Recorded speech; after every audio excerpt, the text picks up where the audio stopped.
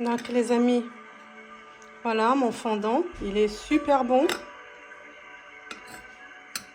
On sent bien le chocolat noir.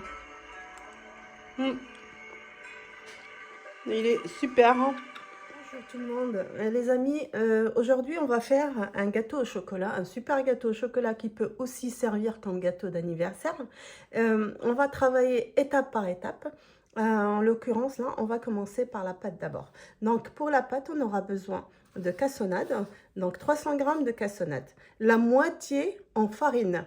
On mélange avec la levure, une petite pincée de sel, un peu de vanille, 40 g de cacao, 200 g de beurre, on aura besoin de 4 œufs entiers, on aura besoin de 12 centilitres de yaourt nature et puis du chocolat, 200 g de chocolat que je vais faire en bain-marie, qu'on va rajouter à notre pâte. Donc on va attaquer étape par étape, on est parti. Donc les amis, moi je vais travailler avec le batteur parce que la pâte elle doit être lisse et mousseuse. Donc dans mon batteur, on va tout mettre en même temps. Donc on met le beurre, on a dit 200 g de beurre. En total c'était 225 g, les 25 g ça sera pour le glaçage. On rajoute dessus les 4 œufs, le sucre, on a dit 300 g de cassonade,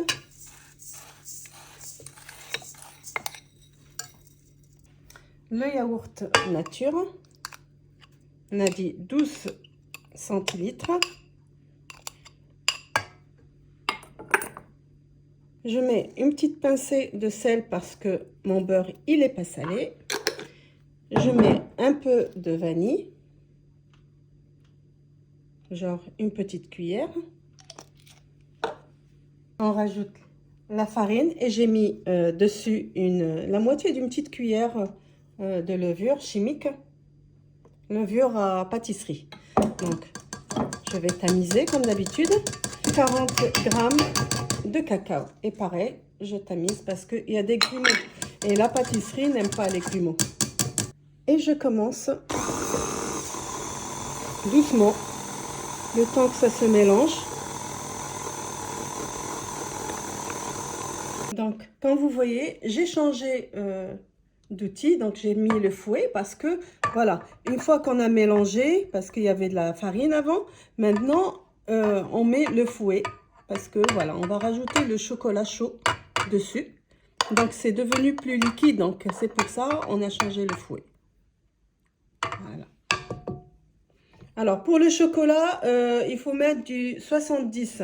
Alors moi j'avais que la moitié en 70, donc j'ai préféré laisser le 70 pour le glaçage et le 30 pour la pâte. Donc ça ne changera rien du tout, c'est juste que ça va être un peu plus doux.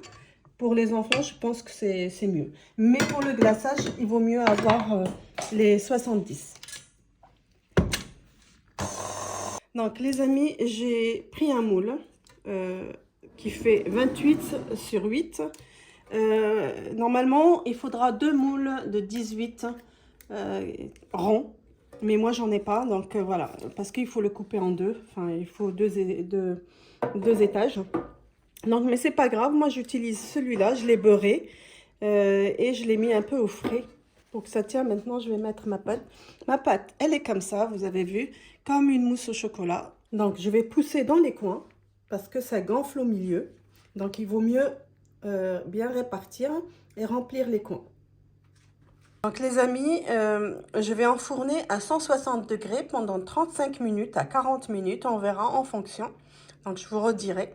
Donc, comme on a dit, on a 3 étapes. On a la préparation de la pâte, on a la préparation du glaçage et après, on a l'assemblage.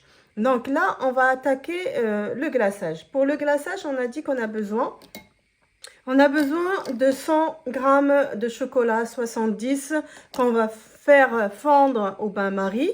Et dessus, on va rajouter 25 g de beurre. Ça, les deux ensemble.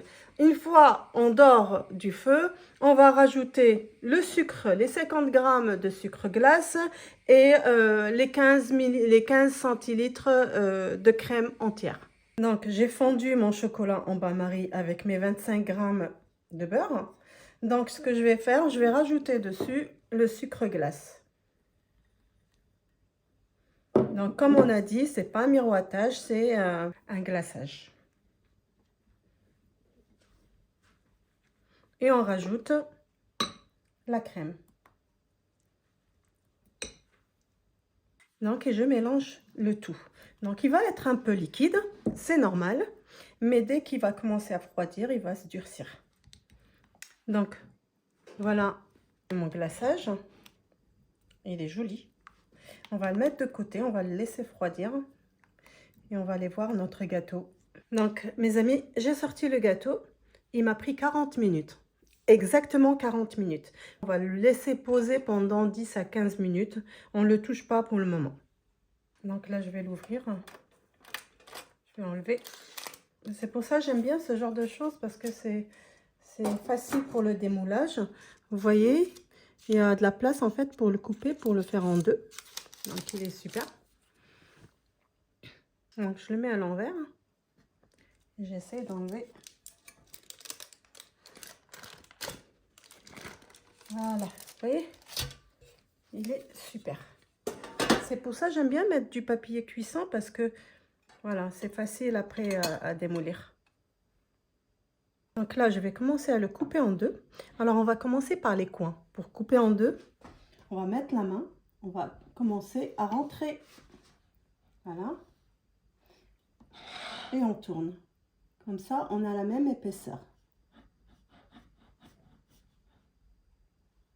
Voilà.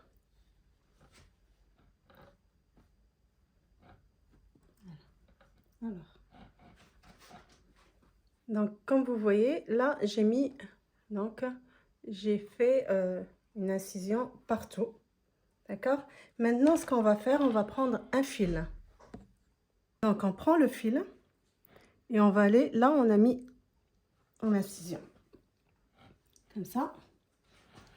OK? Et on va tirer. Vous voyez? Et ça passe facilement. Voilà. Comme ça. Voilà. Donc, sur le morceau de bas, je mets mon glaçage, qui est très joli. Enfin, donc, on va mettre l'autre morceau dessus maintenant. Je regarde juste lequel qui va où. Alors, tac. Que je ne fasse pas d'erreur. Voilà. Et on va le mettre dessus. Voilà. Donc j'ai déplacé mon gâteau sur le pli plat là. Donc je l'ai filmé parce qu'il n'est pas alimentaire. Donc et je mets le reste de mon glaçage dessus. Tout mon glaçage. Donc mes amis, mon gâteau il est prêt. J'ai mis un peu de vermicelle de chocolat. Il est bien. Il aurait pu être plus haut s'il y avait des disques de 18 et que la pâte soit partagée en deux. Donc, il serait beaucoup plus haut. Donc, là, j'ai fait avec le moule que j'avais. Mais voilà.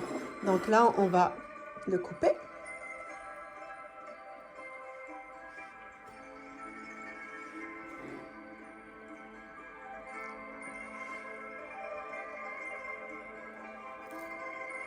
Ouais, il est moelleux, il est super, vous voyez.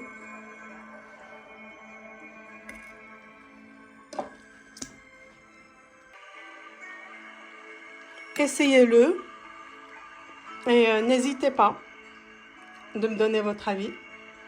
Donc je vous dis à une nouvelle recette.